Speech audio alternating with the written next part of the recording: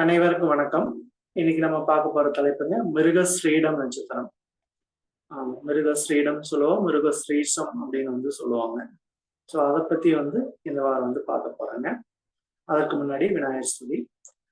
ஐந்து கரத்தினை யானை முகத்தினை இந்திய நிலம்பரை போடும் ஏற்றினை நந்தி மகந்தனை நாண கொழுந்தனை குந்தியில் வைத்தடி போற்றுகின்றேன். தங்கமான் மலுவோடின்றி தன்முதிர் தலையர் கொண்டே மங்கையர் பதிக்கு சொன்ன மாமலி ஜோதிடத்தை இங்கு நாம் மறுப்பதற்குள் இமேனும் பிழை வராமல் செங்கன்மால் மருகன் யானை சிறன் பதம் காப்பதாமே. சுபமஸ்து. குரு பிரம்மா குரு விஷ்ணு குரு தேவோ மகேஸ்வரா குரு சாசாத் பரபிரம்மா தஸ்மை ஸ்ரீ குருவே நமக. இன்னைக்கு நம்ம மிருகஸ்ரீடம் நட்சத்திரத்தை பத்தி பார்க்க போறோங்க. இந்த மிருகஸ்ரீடம் நட்சத்திரம் பாத்தீங்கன்னா உடைப்பட்ட நட்சத்திரமா வரும். அதாவது ரிஷபத்துல 2 பாதமும் மிதுனத்துல 2 பாதம் வருங்க. அப்போ ரிஷபத்திலையும் வரும், மிதுனத்திலையும் வரும். ரிஷபத்துல வர்றது எப்படி அப்படின்னு பார்த்தோம்னா மிருகஸ்ரீடம் அப்படின்னாலே இது சந்திரன் பிறந்த நட்சத்திரம் அப்படின்னு சொல்லிக்கிறோம். இது குருவோட கர்மா அப்படின்னு சார் சொல்லியிருக்காரு. இதுக்கு முன்னாடி பேசின 2 பேருமே இந்த மிருகஸ்ரீடம் நட்சத்திரத்தை பத்தி தெளிவா சொல்லிட்டாங்க. ஸோ நான் சும்மா ஒரு 4-5 பாயிண்ட் மட்டும் சொல்றேங்க. ரிஷப நட்சத்திரத்துல வர்ற மிருகஸ்ரீடம் பாத்தீங்கன்னா சந்திரனோட பிறந்த நட்சத்திரம் மிருகஸ்ரீடம். சந்திரனும் வரும்.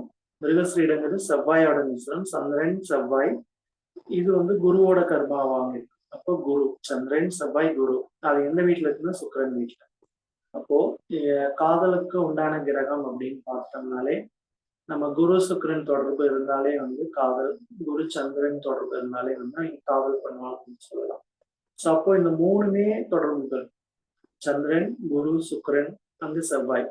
செவ்வாய் சுக்கிரன் இருந்தாலே பார்த்தீங்கன்னா அவங்களுக்கு ஒரு வீரியம் அதிகமா இருக்கு அப்படின்னு சொல்லலாம். காதல் உணர்வு, காம உணர்வுகள் அதிகமா இருக்குன்னு சொல்லலாம் இந்த செவ்வாய் சுக்கிரன் சேர்த்து இருந்தாரு. ஸோ அதனாலதான் இந்த ரிஷப ராசியில வர்ற மிருகஸ்ரீட நட்சத்திரத்துக்கு காதல் உணர்வுகள் இருக்கு அப்படின்னு சொல்லலாங்க. செவ்வாய்னாலே வேகம், அப்போ சுக்கிரன்னாலே அழகான வேகம் இருக்கும் அப்படின்னு சொல்லலாம். முரட்டுத்தனமா இல்லாம அழகா இருக்கு அந்த வேகமே உங்களுக்கு ஒரு அழகா இருக்கிற மாதிரி இருக்கு. அதிவேகம், அந்த அதிகமா கோபம் படுவாங்க, முன்கோபங்கள் அதிகமா இருக்கு அப்படின்னு சொல்லலாம். நீங்க விவேகம் இல்லாத வேகம் சொல்லலாம். ஸோ எதுக்கு வேகப்படுவாங்கன்னா அதுக்கு வேகமா போவாங்க. நீங்க தேவையில்லாததுக்கு வேகமா போவாங்க சொல்லுவாங்க. விவேகம் இல்லாத வேகம். அதே மாதிரி பாத்தீங்கன்னா நீங்க சந்திரன் அப்படின்னாலே மனநிலை. அப்போ நீங்க கண்மூடித்தனமா யாராவது நம்பிடுவாங்க. திடீர்னு பார்த்தா ஒரு 1 hour தான் பேசியிருப்பாங்க, அவங்க நம்பிடுவாங்க. ஸோ அது மாதிரி இந்த ரிஷப வீட்டுல இருக்கிற மிருகஸ்ரீடம் கொடுக்கும். அந்த காதல் இவங்க எளிதில் காதல் பண்ணுவாங்க அப்படின்னு சொல்லலாம். இல்லைன்னா காதல் எல்லாமே சொன்ன மாதிரி முன்னாடி பேசுற சார் சொன்ன மாதிரி அந்த வீட்டுல காதல் திருமணம் நடக்கு அப்படின்னு அதிகமா உணர்ச்சி வசப்படுவதெல்லாம் இருப்பாங்க. இது நம்ம ரிஷப வீட்டுல இருந்தா இது மாதிரி பலன் கொடுக்குது. அதே மிதுன வீட்டுல இருந்துச்சுன்னா பாத்தீங்கன்னா மிதுனம் கண் புதன் அப்படின்னாலே இது ஒரு கால்குலேஷன் மைண்ட் அப்படின்னு சொல்லலாம். மிதுனம் அப்படின்னாலே கால்குலேஷன்ஸ்.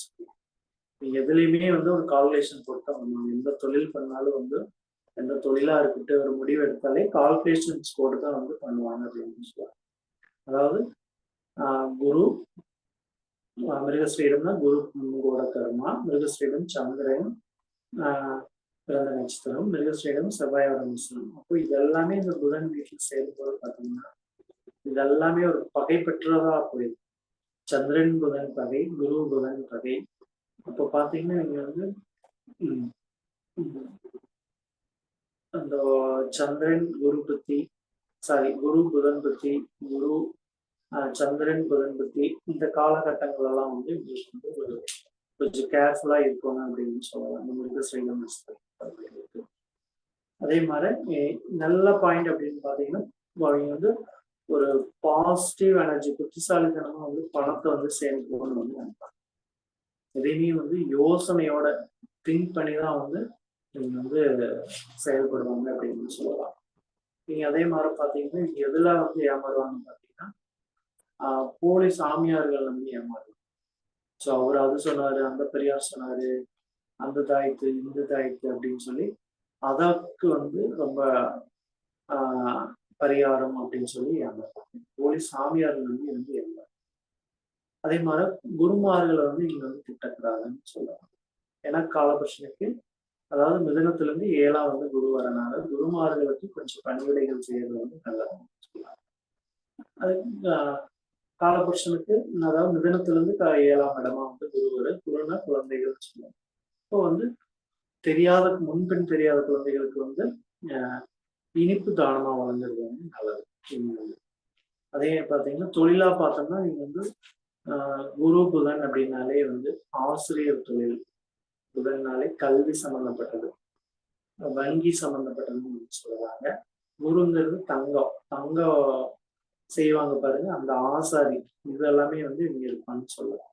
ஆன்மீக குரு வந்து ஆன்மீகம், ஆன்மீக சம்பந்தப்பட்டதுல வந்து உங்களுக்கு வந்து தொடர்புகள் ஏற்படும், ஆன்மீக காரியங்கள் வந்து ஈடுபடுவாங்க. அப்புறம் இந்த சீட்டு படிக்கிறது இதெல்லாமே வந்து புதன்னா சீட்டுன்னு சொல்லலாம். டாக்குமெண்ட் இதெல்லாமே இந்த சீட்டு படிக்கிறது இதுல எல்லாமே வந்து இருப்பாங்க.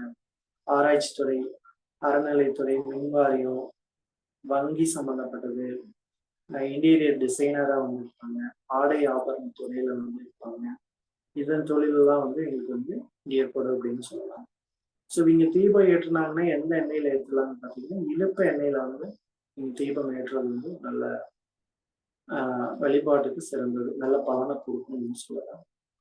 இது பார்த்தீங்கன்னா அடுத்து குருமார்கள் வழிபாடு பண்றது நல்லது. சித்தர்கள் வழிபாடு, அதாவது ராகவேந்தர், ரமண மகரிஷி, சீரடி சாய்பாபா, சித்தர்களுடைய ஜீவசமாதி, இந்த வழிபாடுகள் எல்லாம் பண்றது வந்து நல்லது.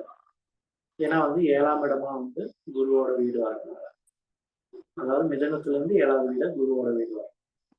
இப்ப நட்சத்திர குறியீடு எல்லாருமே சொன்னாங்க, மான் கொம்பு, கொம்புடன் கூடிய அந்த மான் கொம்பு, கொம்புடன் கூடிய மானின் படமா இருக்கு, இல்லை மான் கொம்பு, இந்த படத்தை வந்து நீங்க வீட்டுல மாட்டி வச்சுக்கிறது இதெல்லாமே நல்லது அப்படின்னு சொல்லலாம். ஸோ மிருகஸ்ரீடம் அப்படின்னாலே நம்ம சிவபெருமான் வந்து சொல்லலாம். ஸோ இங்க வந்து தேவதைகள் எல்லாமே பார்த்தீங்கன்னா சிவபெருமான் வழிபாடுகள் பண்றது வந்து நல்லது. அதாவது திங்கட்கிழமைன்னு வந்து இங்க பண்ணாங்கன்னா வந்து எங்களுக்கு ஒரு நல்ல சிறப்பை வந்து கொடுக்குங்க. சந்திர வழிபாடுகள் பண்றது நல்லது. திங்கட்கிழமைன்னு நீங்க வந்து ஈஸ்வர வழிபாடுகள் பண்றது வந்து மிருகஸ்ரீடம் நட்சத்திரக்காரர்கள் வந்து நல்லது. நட்சத்திர தேவதைன்னு பார்த்துட்டோம்னா மிருகஸ்ரீடம்னாலே அது வந்து நாக தேவதைகள், அவங்க பிறந்ததுதான் வந்து இந்த மிருகஸ்ரீடம் நட்சத்திரத்துல இருக்கும். மிருகஸ்ரீடம் அப்படின்னாலே நாக தேவதைகள் வழிபாடு. மிருகஸ்ரீடம் பிறந்தது பார்த்தீங்கன்னா சந்திரன் வந்து பிறந்தது. மன ரீதியான பிரச்சனைகள் எல்லாம் வந்து உங்களுக்கு அப்பப்போ கொடுக்கும் அப்படின்னு. அதே உருவம்னு பார்த்தோம்னா வடிவம் வந்து நம்ம மான்களைன்னு சொல்லிட்டு தேங்காய் கண், தேங்காயோட கண், 3வது கண் அப்படிங்கிறதுல அதுவும் வந்து இதோட வடிவமா வந்து சொல்லலாம். இதுதான் வந்து மெயினா வந்து நம்ம பார்க்கறது. இது தானமா எது கொடுத்தாங்கன்னு தானமா எதை கொடுக்கலாம்னு பார்த்தோம்னா நீங்க வந்து கோதானமா வந்து கொடுக்கலாம். பசு தானங்கள் வந்து பண்றது வந்து நல்லது. ஏன்னா மிருகஸ்ரீடம் அப்படின்னாலே சிவபெருமான், சிவபெருமான் வழிபாடுகள் வந்து மெயினா பண்றது நல்லது. அப்புறம் பார்த்தோம்னா நாய்க்கு வந்து பிஸ்கெட் போடுறது வந்து எங்களுக்கு வந்து நல்லது.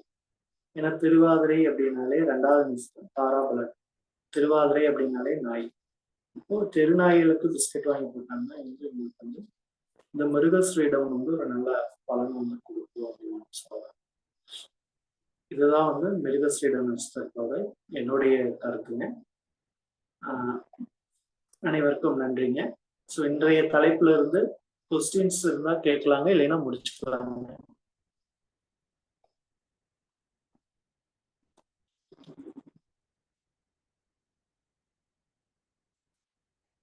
ஸோ இதுக்காரும் அமைதி காத்த அனைவருக்கும் நன்றி. மீண்டும் அடுத்த வாரம் வேறொரு தலைப்பில் அனைவரையும் சந்திப்போம். அனைவரும் அனைத்து வளமும் செல்வம் பெற்று இன்புற்று வாழ்க என்று வாழ்த்தி விடைபெறுகிறோம். மீண்டும் அடுத்த வாரம் வேறொரு தலைப்பில் சந்திப்போம். நன்றி, வணக்கம். நன்றி ஐயா. நன்றி. ஓகே சார், நன்றி.